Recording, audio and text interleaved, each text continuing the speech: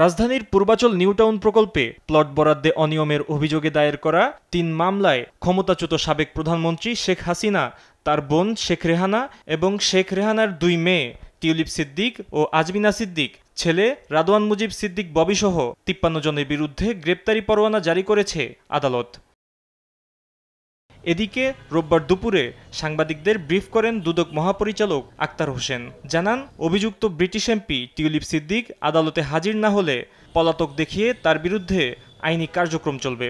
এই মামলা যদি তিনি নির্ধারিত সময়ের মধ্যে বিজ্ঞ আদালতে যদি তিনি হাজির না হয়ে আত্মপক্ষ সমর্থনের সুযোগ না নেন, তাহলে তার অনুপস্থিতিতে বিচার কার্যক্রম শুরু করা হবে। দুদক মহাপরিচালক জানান, ঋণ জালিয়াতির মাধ্যমে ৫ কোটি টাকা আত্মসাৎ চেষ্টার অভিযোগে পদ্মা ব্যাংকের সাবেক চেয়ারম্যান চৌধুরী নাফিস শারাফাত, ফারহানা মোনেম সহ ৪ জনের বিরুদ্ধে মামলা হয়েছে।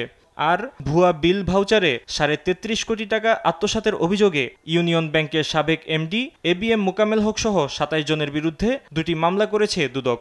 ভুয়া ভাউচার সৃজন এবং তা খাঁটি হিসাবে ব্যবহার করার অপরাধ অনুসন্ধানকালে প্রমাণিত হওয়ায় জনাব এবিএম মোকাম্মেল হক চৌধুরী, সাবেক ব্যবস্থাপনা পরিচালক, Union Bank Limited, Mohammad Selim Uddin, সাবেক chairman, Union Bank Limited, lieutenant general Molla Fazle Akbar, সাবেক ভাইস চেয়ারম্যান, ইউনিয়ন ব্যাংক সহ আরও ১১ জনের বিরুদ্ধে মামলা রুজুর সিদ্ধান্ত গৃহীত হয়েছে।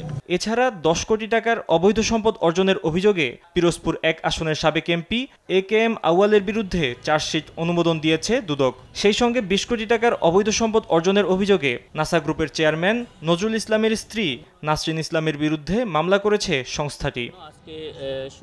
ফাহিম ইউসুফ, দেশ টিভি, ঢাকা। তার নামে অর্জিত ৫ কোটি